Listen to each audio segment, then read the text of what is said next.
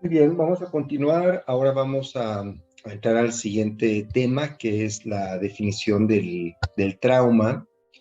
Y bueno, esto nos va a permitir tener una visión más comprensiva y más específica de por lo menos qué es trauma o qué podríamos considerar como trauma y qué no podemos considerar como trauma, ¿no? Bueno, vamos a poder diferenciar entre el evento traumático, la reacción traumática y el impacto traumático. Y también iremos viendo cómo estos tres elementos son fundamentales para comprender la forma de abordar el trauma, ya que hay algunas terapéuticas que lo que abordan es la memoria del evento traumático, que es una visión más cognitiva. Hay otras terapéuticas que se enfocan en el impacto traumático, que es una visión más psiquiátrica o médica, enfocado hacia los síntomas. Y finalmente hay otras terapéuticas que se enfocan en la reacción, independientemente del impacto e independientemente si hay recuerdo explícito del evento traumático, abordan la reacción traumática que ha quedado guardada en el cuerpo, que es más bien la que yo en mi trabajo es la que realizo, ¿no? Entonces, el trauma se caracteriza por estos tres elementos, por la irrupción inesperada y sorpresiva de un evento, vamos a hablar aquí de potencialmente traumático. Decimos potencialmente traumático por su intensidad, por la gravedad del evento. Sin embargo, este elemento potencial también va a depender no solamente del acto en sí, sino también de la recepción de ese estímulo por parte de la persona o el sujeto. Segundo elemento es que esta irrupción inesperada y sorpresiva genera una reacción intensa de miedo, parálisis y angustia.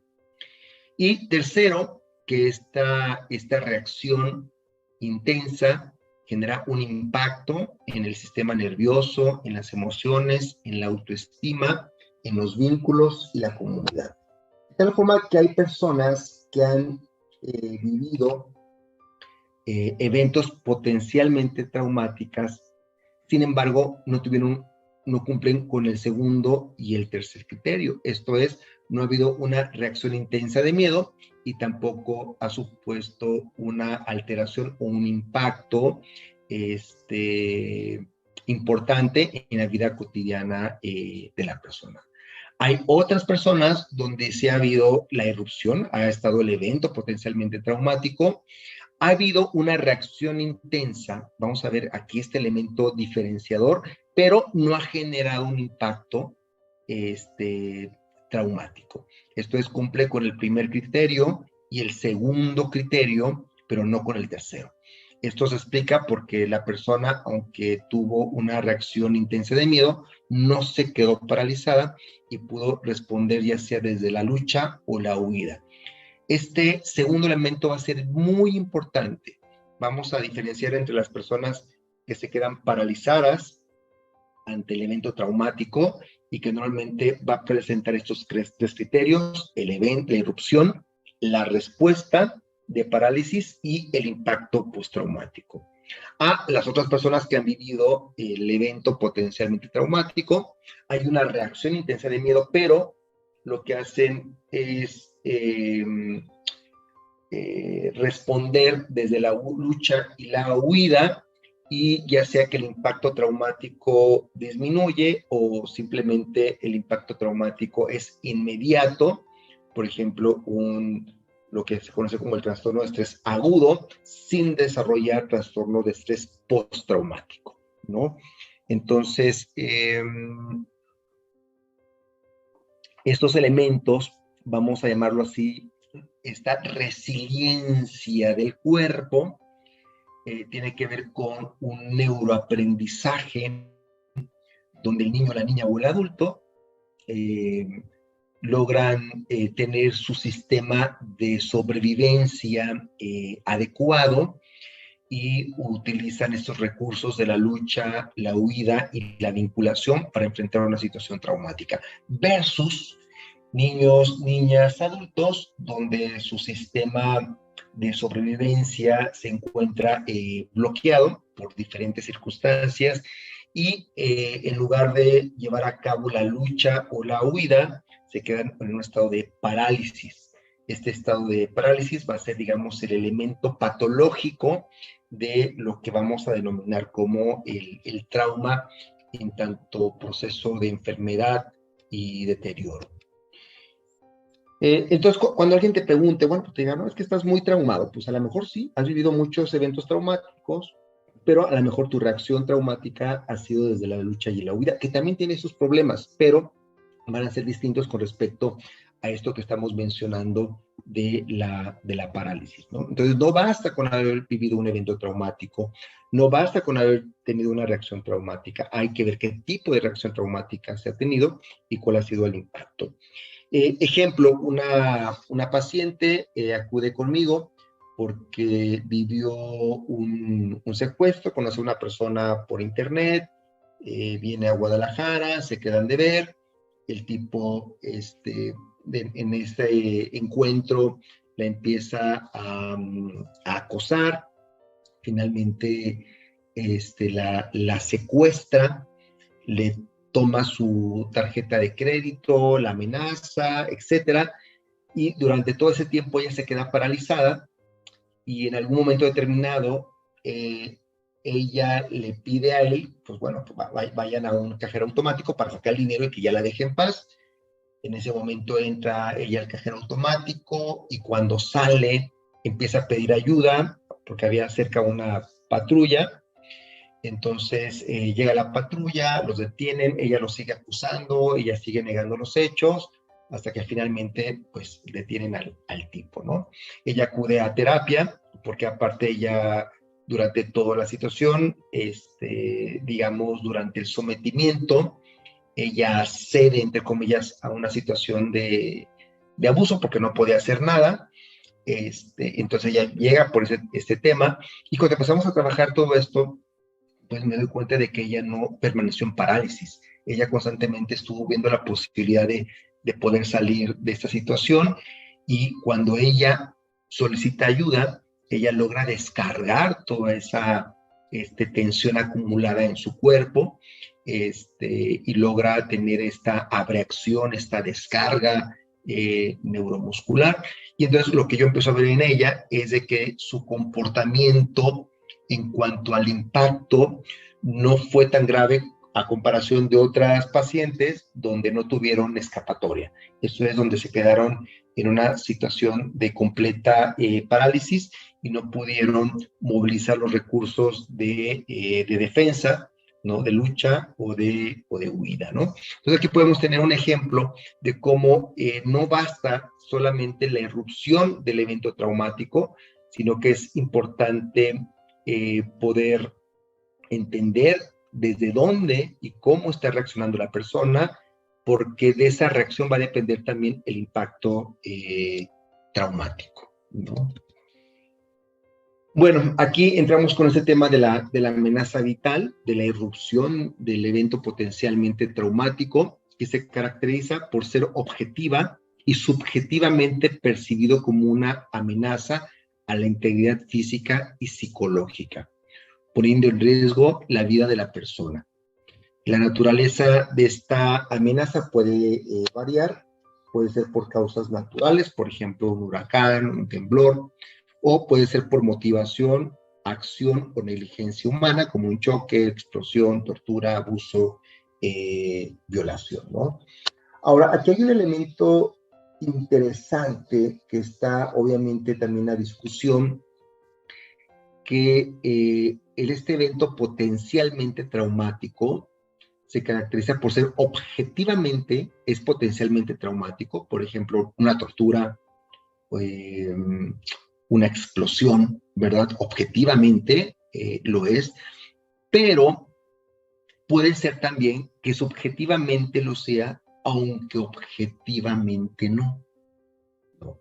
Y eso es muy interesante, porque hay muchas personas en su edad adulta que viven experiencias que aunque para los demás sean normales, cotidianas o con un nivel de intensidad de amenaza bajo, estas personas pueden experimentarlas como subjetivamente abrumadoras, como subjetivamente amenazantes, ¿no?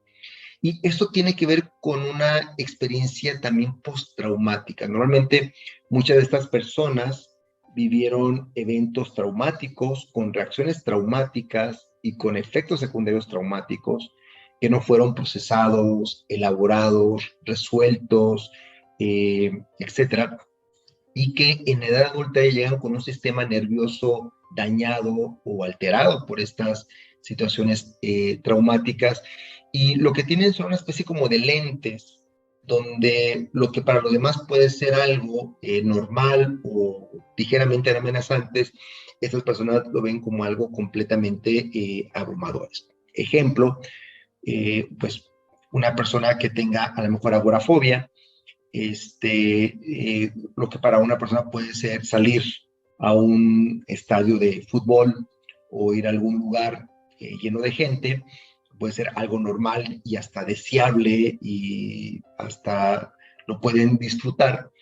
Estas personas, al contrario, pueden sentirlo como sumamente abrumadoras, pueden experimentar ansiedad, ataque de pánico, una fuerte acusada respuesta fisiológica por esta experiencia, y lo pueden experimentar como sumamente amenazante. Bueno, podemos poner muchos ejemplos de este tipo. Ya iremos viendo cuál es el mecanismo fisiológico que se activa ahí a nivel del cerebro en su conexión con el sistema neuroendocrino que activa este tipo de respuestas. No solamente quería mencionar eso, que a veces la amenaza no solamente es objetiva, sino que puede ser eminentemente subjetiva, y aquí ya hablamos que la interpretación de esos estresores se encuentran sobredeterminados por experiencias traumáticas previas, que hace que esta memoria, que este aprendizaje traumático previo lleve a que la persona en un futuro tenga respuestas de defensa, de sobrevivencia, regresivas, etcétera, frente a situaciones que para otras personas pueden ser sumamente normales o manejables, ¿no? Y bueno, aquí entramos con esta diferenciación entre trauma primario y trauma secundario. Ya decíamos que el trauma primario es el experimentado directamente por la víctima, y el trauma secundario es quienes lo experimentaron testigos de eventos traumáticos. Aquí vale la pena hacer una reflexión sobre el papel que juegan los medios de comunicación en la configuración de un trauma psicosocial y colectivo, que a lo mejor lo vivimos posiblemente por primera vez en México con el terremoto, ¿no? En los años 80, ¿verdad? Donde fuimos testigos, bueno, quienes estuvieron ahí, pero quienes estuvieron en otros lugares, de poder ver la tragedia, ¿no? De ese trauma colectivo en la Ciudad de México, ¿no? Después lo vivimos con la guerra del Golfo Pérsico, al ver en video cómo salían, cómo explotaban las bombas. Y después, a través de toda la prensa amarillista que se fue transminando, que se fue introduciendo en todos los medios de comunicación actuales. Y actualmente uno puede ver en YouTube, o más bien en Facebook, imágenes de atropellos, de muertes, de asaltos, de tragedias, y entonces estamos constantemente bombardeados por este tipo de imágenes que sí, obviamente sí van mermando, como lo decía Freud, nuestra fantasía, este fantaseo que hacemos uso de estas imágenes. He sabido, por ejemplo, que el estar expuesto a películas de terror lo que hace es alterar también nuestro potencial de hidrógeno, nuestro pH, y tiende a hacerlo más ácido, por ejemplo, ¿no? Entonces, cuando estamos viendo estas imágenes de terror aunque sepamos que son ciencia ficción o no, nuestro cerebro de igual forma responde a ese tipo de imágenes y se activan centros neuronales, se activan vías neuronales, neuroendocrinas, que activan respuestas de sobrevivencia, de lucha y huida, y obviamente de estrés. Este estrés, ¿verdad? Subliminal, al juntarlo en un largo periodo, pues se va acumulando. Esta acumulación de estrés va a generar alteraciones fisiológicas, psicológicas y obviamente emocionales. Entonces, el tema del trauma secundario, pues es bastante grave, porque aunque el trauma primario lo puede vivir una o varias personas, el trauma secundario, pues alcanza a una población mucho más amplia a través de la producción de los medios de comunicación, para obtener obviamente más ratings o más likes, ¿no? Y tenemos el trauma vicario o terciario, que desarrolla el personal que asiste a las víctimas, ¿no? Por ejemplo, si ustedes atienden a sobrevivientes de abuso sexual, niños, adultos, etcétera, pues es importante ahí la parte del autocuidado, el, el propio trabajo psicoterapéutico, de quienes nos dedicamos a este tipo de atención, porque esto obviamente va a desarrollar síntomas a largo plazo y de forma muy subliminal, en quienes realizan ese tipo de servicios, ¿no? Incluyendo la evitación, la reexperimentación, la activación, las cogniciones postraumáticas, los conflictos interpersonales y el dolor físico. Entonces, aquí el trauma vicario va a ser algo que también ha sido muy estudiado. También hay otra categoría que se utiliza, que es el burnout. Bueno, puede haber una persona que tenga trauma vicario con burnout por tema laboral, y aparte lo que se conoce como el desgaste o el agotamiento por compasión, ¿no? Que es también esta actitud, obviamente, que tenemos frente a esta población que ha vivido el abuso, la violencia, que es una actitud compasiva. Pues esta compasión, ¿verdad? Que se junta con el trauma terciario, también genera un desgaste, un cansancio, un agotamiento que va afectando obviamente al personal de atención de la violencia. Bueno, aquí entramos a un tema que a mí me parece muy relevante. Hasta hace poco tiempo existía esta distinción entre trauma físico y trauma psicológico. Mucho de lo que actualmente llamamos trauma psicológico o la psicotraumatología surge precisamente de la atención al trauma físico, cuando los médicos empezaron a dar cuenta que la persona, al vivir un traumatismo físico, también vivía un traumatismo psíquico secundario, ¿no? Entonces empezaron a decir, bueno, pues una parte lo atendemos los médicos, otra parte lo atiendan los psicólogos, ¿verdad? Otra parte el sacerdote o el pastor o el chamán, que es la parte del alma, ¿no? Entonces empezó a haber esta distinción entre trauma físico y trauma psicológico, ¿no? Entonces aquí hablamos de este dualismo, la visión dualista y mecanicista que ha imperado en el paradigma científico desde Copérnico, Newton y Descartes. Ha sido asimilado en la medicina, la psiquiatría y la psicología, proponiendo la existencia de por lo menos dos tipos de traumas, ¿no?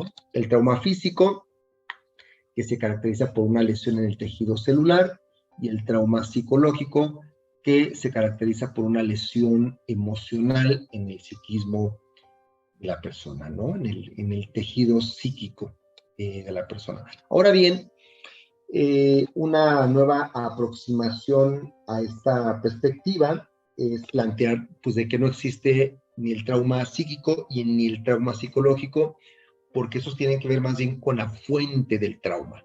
La fuente del trauma puede ser psíquico, la fuente del trauma puede ser fisiológico. Sin embargo, el trauma en sí mismo no es ni psíquico ni psicológico, sino que es biológico. Y es este concepto que lanzamos, que es lo que llamamos el biotrauma.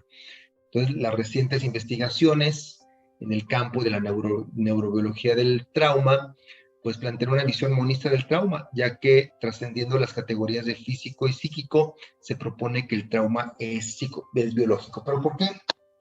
Bueno, en este sentido, todo trauma físico tiene un impacto psicológico y todo trauma psicológico genera lesiones en las estructuras y centros cerebrales, nerviosos y corporales. Bueno,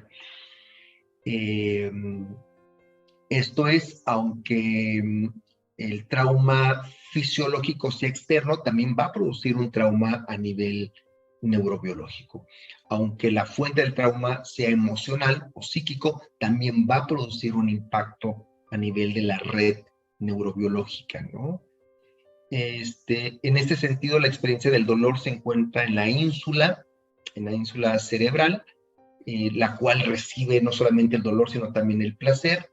Y la ínsula no conoce de la causa, no le importa si es psíquica o emocional, no hace distinción, simplemente percibe el dolor. O sea que es importante entender que el trauma, en tanto experiencia humana, es una experiencia en primer lugar dolorosa. El trauma es dolor. Eso es algo que es muy importante entender. Entonces, en tanto dolor, el trauma, ¿verdad?, se experimenta en la ínsula, independientemente de la causa. Ese dolor se experimenta en nuestro cerebro y ese dolor, digámoslo así, es biológico. Esto es, si tú en la mañana te levantas y te pegas en el dedito del pie, como si tienes una pérdida reciente por parte de un ser querido, pues bueno, eso lo va a recibir la ínsula. No le importa si fue psíquico, si fue emocional, si fue económico, si fue producido por un huracán, no importa la naturaleza del evento traumático, ¿verdad? La reacción postraumática a nivel neurobiológico se va a estimular en la zona de la ínsula. Entonces, es aquí donde podemos experimentar el trauma como un biotrauma, como una experiencia de dolor biológico en nuestro cerebro. Esto nos puede ayudar básicamente a trascender este elemento de la causa, de la fuente del síntoma, y poder entender que este trauma, este dolor a nivel neurobiológico tiene efectos importantes. Obviamente, por mucho tiempo se creía que esta parte de la fantasía del trauma, pues era como inventarte un trauma y que no tenía ninguna consecuencia. Actualmente sabemos que sí. Por ejemplo, una experiencia que yo tuve con una paciente, donde ella le llaman por teléfono, la envuelven por teléfono, le dicen que tienen secuestrado a su hijo, a su hija, la envían a un hotel, desde ese hotel ella no puede colgar, porque si cuelgan a su hija, la van a violar y aparte le van a cortar los brazos y aparte le van a echar los perros, ¿no? Entonces, durante ese proceso ella tiene que hacer transacciones bancarias, total, ¿verdad? De que pasa todo el evento traumático, trágico, ella a través del teléfono, pues digamos que logra salvar a su hija, de que no la mutilaran, de que no la mordieran los perros, de que no la violaran. Al final, por alguna extraña situación, ella la encuentra a su familia y le dicen, oye, pues te estamos buscando porque desapareciste, aquí está tu hija, tu hijo, todos estamos bien, ¿qué sucedió? Y entonces ella se dio cuenta que todo eso fue una extorsión telefónica, ¿no? Entonces la familia después le dice, oye, pues ¿por qué estás mal si no pasó nada? Todo fue creado en el teléfono, ¿no? Todo eso quedó en tu fantasía, pero pues no, mira, aquí están tus hijos, tú estás bien, no pasó absolutamente nada. Y entonces, cuando ella viene a terapia, le digo, por supuesto que se sucedió, ¿no? O sea, toda esa, digamos, fantasía para esa persona no fue fantasía, para esa persona fue real. Ella me comentó que en cierto momento ella, de no soportar la situación de estrés, estuvo a punto de aventarse por el balcón del hotel. Dice ella, no sucedió porque en ese momento me cambiaron a otro negociador Y el otro negociador me dijo, no, no te preocupes, todo va a salir bien. Entonces ella como que bajó un poquito su nivel de estrés, ¿no? Pero aquí podemos ver precisamente cómo, aunque sea una fantasía, ¿verdad? Genera lesiones en el hipotálamo, en, en nuestro cerebro, en amígdala, en diferentes activaciones neurobiológicas y neuroendocrinas de nuestro cuerpo, y tiene efectos secundarios. Hay una experiencia de dolor muy intenso que obviamente va a tener un impacto a corto, mediano y largo plazo, ¿no? Entonces, independientemente de que la situación real no haya ocurrido, de que solamente haya sido la creación de una fantasía muy real, eso tiene un impacto en nuestro cerebro, ¿no? La persona no puede decir como decir, ah, ok, fue fantasía, no pasó nada. No, el trauma se instala en el cuerpo, el trauma se instala en el cerebro, el trauma se instala en los intestinos y hay consecuencias a mediano y obviamente a largo plazo, ¿no? Bueno, entonces, ¿qué es la psicotraumatología? Una propuesta que hago de psicotraumatología es el campo de estudio e investigación de las causas, los efectos, los factores y los tratamientos relacionados con el trauma humano, ya sea individual, familiar, comunitario o social. Un psicotraumatólogo, psicotraumatóloga, es quien se dedica a la investigación, comprensión, tratamiento y prevención de los traumas. ¿Cuál es el objeto de la psicotraumatología? Es la memoria traumática.